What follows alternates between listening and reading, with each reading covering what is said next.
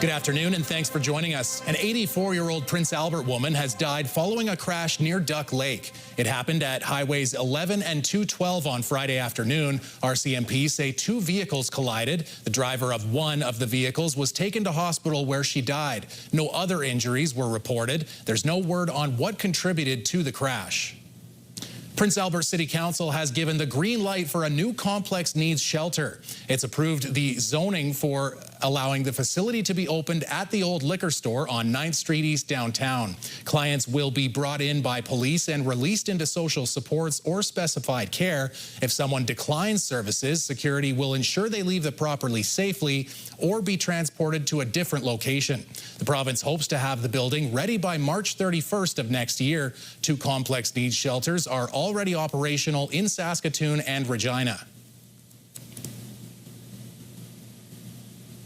The 2025-26 Old Farmer's Almanac is predicting a winter that's not quite as bad as we're used to seeing in Saskatchewan. It says Saskatchewan could see above normal temperatures and above normal rainfall with below normal snow. It also suggests the coldest period will be late November and early December, as well as early February. Atlantic Canada is expected to see more snow along with northern Quebec, so is northern BC and parts of Yukon. The Old Farmer's Almanac has been circulating for over 200 years with an accuracy rate of about 80%. Last year, it was at 92% across the country.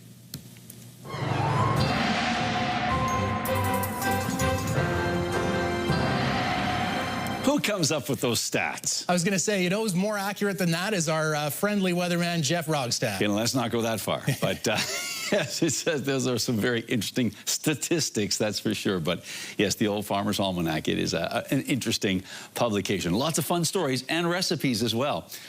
We've got ourselves a fairly calm situation. The possibility to see some things popping up here across central Saskatchewan. The possibility, risk of a thunderstorm is there, but generally speaking, it's staying hot, and it looks like it's staying hot right through the long weekend. We'll talk about that later on.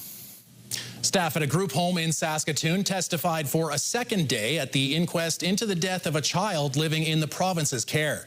Employees at Eagle's Nest Youth Ranch recounted the boy's final days. The jury heard of unclear policies, a complicated decision-making hierarchy, and communication breakdowns in the days before 14-year-old Brandon Schaefer Kovacs was taken to hospital. Staff had different answers to questions surrounding medical attention for the boy. Staff said the boy, who they say had a history of exaggerating symptoms, asked to go to hospital, but nobody saw a report detailing that request. Schaefer Kovacs died 3 days later due to complications from influenza A and strep pneumonia. The jury learned the house was understaffed and a thermometer was either not working or didn't have batteries the week he was sick in bed.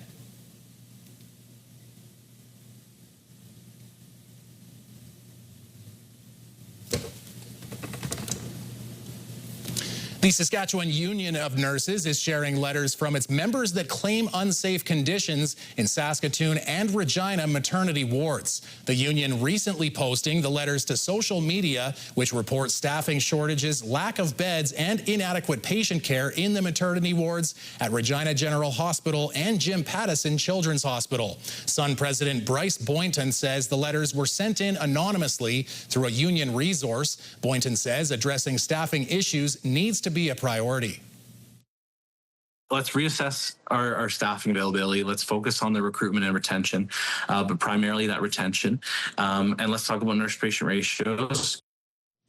CTV has reached out to the Saskatchewan Health Authority and Ministry of Health for comment. We'll have more at 6. People in Saskatchewan are noticing a jump in gas prices. A shutdown of one of the largest refineries in the United States Midwest, just outside of Indiana, has resulted in increased gas prices throughout the province. Saskatoon is currently sitting at $1.44 cents a liter, with Regina slightly lower at $1.42 a liter. Produces fuel from about 440,000 barrels a day. That makes it the #1 by quite a margin. A lot of that oil does come from Canada, by the way. But its shutdown meant that, of course, there would be a crimp in supply, and markets responded very dramatically by increasing the spot price about 19 to 24 cents a gallon. Gas prices are expected to slowly decrease within the week and return to the previous prices soon. The Prince Albert Kennel and Obedience Club All-Breed Championship Dog Show is underway. This year's show at the exhibition grounds is the 54th annual dog show hosted by the Prince Albert Club. 150 participants registered, and today dozens of dogs of all shapes and sizes showed off for judges from across Canada and even Australia.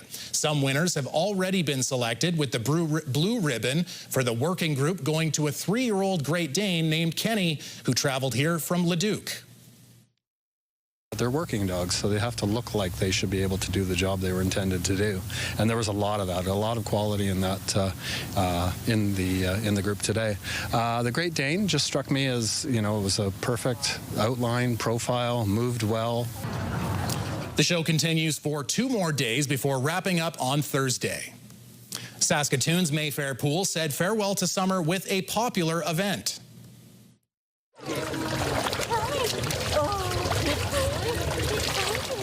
Dogs of all sizes hopped into the water at Mayfair Pool as part of the city's Dog Days of Summer. The annual event allows dogs to have a fun day in the pool now that it's closed to the public for the season. The event did require pre-registration, but it was free to enter. Therapy dogs, service dogs, and even small dogs each got their own time to relax in the water. The final Dog Days of Summer will be September 1st at the Riversdale Pool. Legacy Co-op has announced the construction of a new travel center in Yorkton. This will be the first truck stop Legacy Co-op has built. The company notes with so many trucks around town, there's clearly a need for parking that's safe for all types of travelers. It will be located at the corner of Highway 9 and Grain Millers Drive with a gas bar, showers, laundry, lounge, and off-leash dog park. The price tag is around $18.5 million. We're very excited about the opportunity. It is a little bit nerve-wracking as well because it is a big project and it's something that the system hasn't really done a whole lot in the past. So we're taking a bit of a chance, but we think we have the skill set to be able to meet the needs of all of the consumers. The project is waiting on final approval before construction can hopefully begin next year. The province, teaming up with the federal government, has announced funding for a youth justice center in Moose Jaw. At the Moose Jaw Little Oak Child and Youth Justice Center, $470,000 have been given to support the development of the facility, as well as some improvements on the current interview rooms. It also includes more investment into the Internet Child Exploitation Unit. They can feel comfortable, and they can open up to some of the trauma and some of the questions that professional investigators have of them, and when it comes to family violence, as an example. The sad reality is that these types of offenses occur all across Canada, and this community was a prime location to set up a facility like this. The work was already going on. This is the 3rd center of its kind in Saskatchewan, with others in Regina and Saskatoon. A 4th location in Lloydminster is in development. A new solar project near K+S Potash Bethune Mine is underway. The $82 million solar project will be fully Indigenous owned and operated through SaskPower's new Renewable Access Service program. It allows large industrial customers to operate independently using the Crown's transmission lines. Once fully developed, the 32-megawatt facility will generate power to the mine over the course of 25 years. George Gordon Development says the project would not be possible without all levels of government support. Exactly what I want to prove to our own people and to our leadership and to government, that given the opportunity, we can do things for ourselves. And this project is 100% owned by us, and it's going to be 100% built by us, and it's going to be 100% managed by us. And we're going to do a great job, and we're going to sell power to K+S Potash Mine for the next 25 years. SaskPower says the project represents an opportunity for economic reconciliation. When we come back, less than a week until Prince Albert Raiders training camp, the general manager checks in before it gets busy at the Arthauser Center.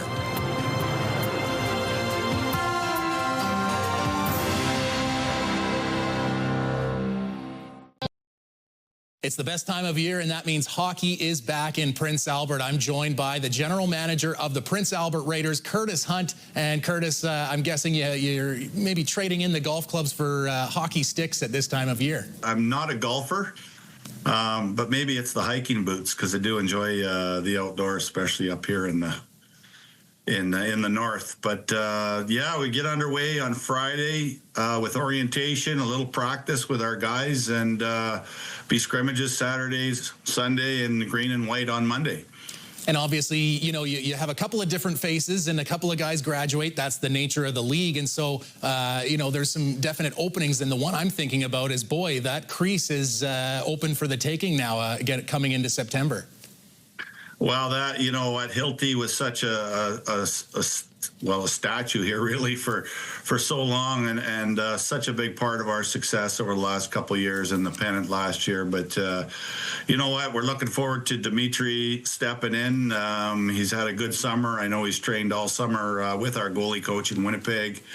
As well, we've got young Steele Bass, who was a pick of ours. He came in, had a little bit of a taste in Brandon one night, and I thought played real well in that opportunity. And then, of course, we've drafted the big Czech goalie, Mikhail Orsolak, and he's not here yet, but we expect him by the end of the week. And so we've got great competition there, as well as, you know, a couple guys that nobody knows, but certainly they will by the end of camp. And speaking of guys that maybe are not familiar to Raider territory, a couple of coaches and one obvious assignment, but a couple of shuffles in the coaching room. So finish that off for us. Who's in what position now? So we were really excited last year when Ryan McDonald took over as interim. I thought his communication, his preparation, his ability to you know, motivate, and the guys grabbed a hold of that, obviously, and as we got that pennant on the last day, beating Saskatoon. So we extended Ryan, made him got rid of the tag, full-time head coach right now. We're excited about his first year. And then Connor Yanni was extended.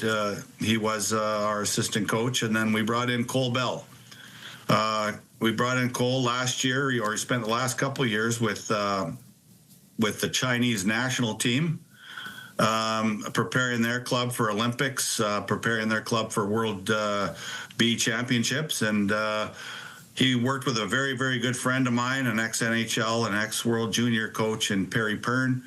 And he came as advertised. We're excited to add him to the mix. He's got great knowledge, great detail, and a real presence about him. So that locked down our coaching staff for the year. And we're a young group, but we have a lot of enthusiasm, and I'm excited about the year ahead, starting with those three guys. So speaking of small spaces and small rosters to try and crack, if somebody's trying to make the team, and we're not talking slap shots or goals or anything, what's an intangible that you're looking for out of a player, either that's expected to make the team or maybe to make waves for himself? I always think the best compliment a player can get is he's a hockey player. And when I say that, it's not defined by a goal scorer or a checker or you know, a role player or a tough guy. I think a hockey player goes to where he's needed. You know, when he's F1, he's in hard and he takes the body. When there's a center lane drive, he goes to the net and stops. If there's a turnover, he stops, turns, and he tracks hard back to the zone. I think, you know, we're looking for little details during camp. We want to see how well players understand the game, how they understand positioning. Junior hockey is a different animal, as you know. When you come from a younger player, especially, they're used to having the puck.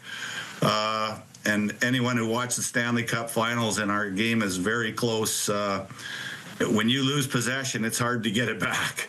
So, you know, puck protection becomes paramount at our level, as it does at the next level. And those are the habits we start to build.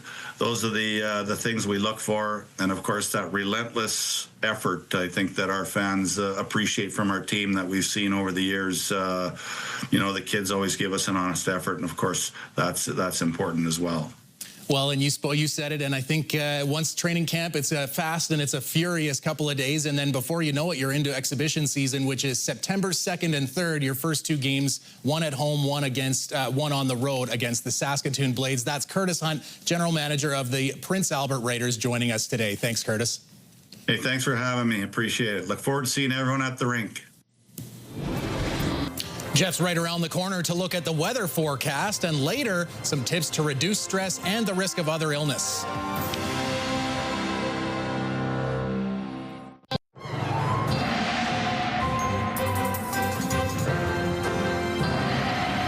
So with a better than 90% accuracy rate, Jeff, better than the Almanac, you're going to give us sort of a teaser of what we've got for the end of this week as we get ready for a long weekend. It's going to be hot. Okay, good. My work here is done. Yeah, we've got ourselves really warm conditions, and this is true right across Western Canada. We talked about it yesterday. There is a big high-pressure ridge that is in place, John, and it's not going anywhere soon. And so a lot of hot air just sort of trapped in over top of the prairie provinces and much of Western Canada, for that matter. But yeah, it is going to be a hot situation. Now, at the heat, there is a possibility of some thunderstorms. There is a risk, certainly, in the Prince Albert area and other parts of Saskatchewan. But still, if we take a look at our future cast, not much going on here. The pressure lines staying far apart, so we're not anticipating much in the way of wind as we roll into Wednesday. So overnight tonight, we've got ourselves partly cloudy skies in many locations. That, as I mentioned earlier on, about a 30% chance of showers, risk of a thunderstorm. 11 degrees overnight in Spiritwood, the same for the Battlefords and Candle Lake and Nipawin and Melfort.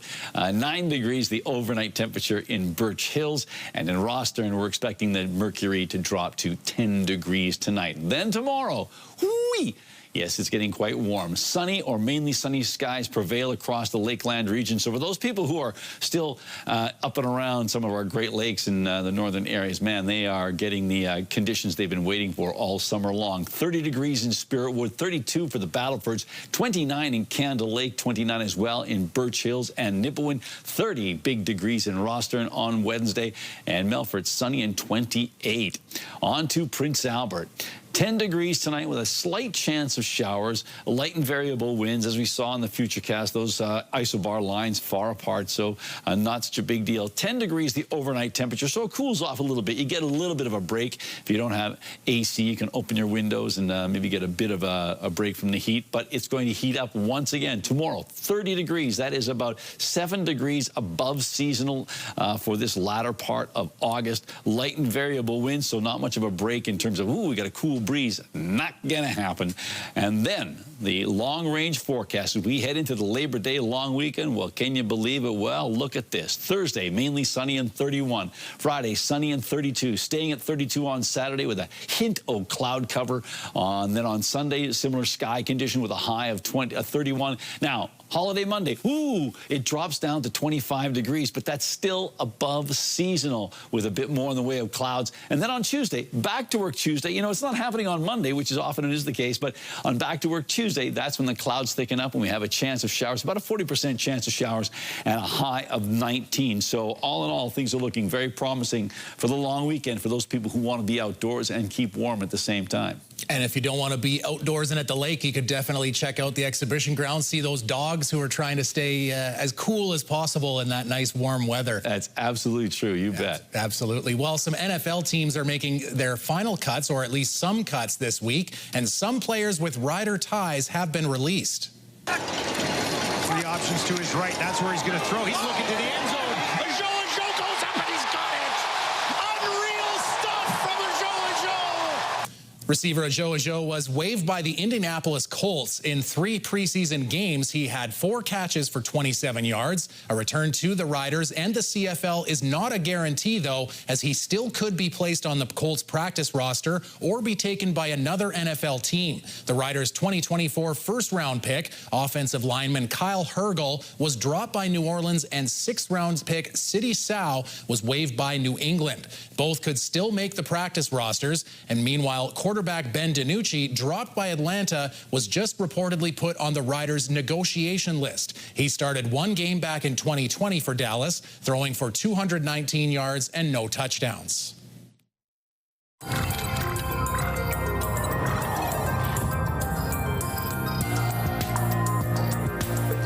experts say that long-term stress can worsen existing health problems or create new ones. Mandy Gator has 3 simple ways to help calm your body and mind so that you can tackle stressful situations. From the time you wake up to when your head hits the pillow again, many of us stay busy. And experts say constantly being on the go can lead to stress and anxiety. Let's face it, life can be hectic, but making sure you stay mindful can help keep you cool, calm, collected. Dr. Sanjay Gupta says the first way to do that is simply focusing on your breathing. Deep breathing is a technique where you take air in slowly through the nose and then out through the mouth using the diaphragm and abdominal muscles. Just doing that for 90 seconds, or even just taking 3 long, deep breaths, can help change the rhythm of your breathing, which then slows your heart rate and lowers your blood pressure. The next strategy Gupta suggests isn't always an easy one, but he says practicing self-compassion can actually help calm your mind and body and reduce stress. Take 20 seconds to rub the back of your neck or squeeze your upper arms, like a hug. It's a quick way to self-soothe and ease anxiety. Finally, Gupta says just 1 minute of daily meditation can clear your head and slow your breathing. After just a few weeks of these short meditations, you might want to add more time to the routine. For Health Minute, I'm Mandy Gaither. All right, Jeff, this kid didn't there you go. Okay, good. Okay. I was going to say, this kid didn't just get taken out to the ball game, but he had all of the snacks. Cameras caught this toddler here stuffing his face with what I'm told is a $38 bag of popcorn. I'm just kidding, but probably at a ballpark. It's about the size of his body there, and this was between the Mariners and Athletics on Sunday. MLB said, no chance you had a better day than this kid, and I don't think anyone can find it. Go. And then when they got home that night, Mom was not happy. Exactly. Well, and that's what I'm saying. That's probably an expensive experience, those bags of popcorn. I would think so. Ballpark anything is expensive. Yeah. He hid the beer, though.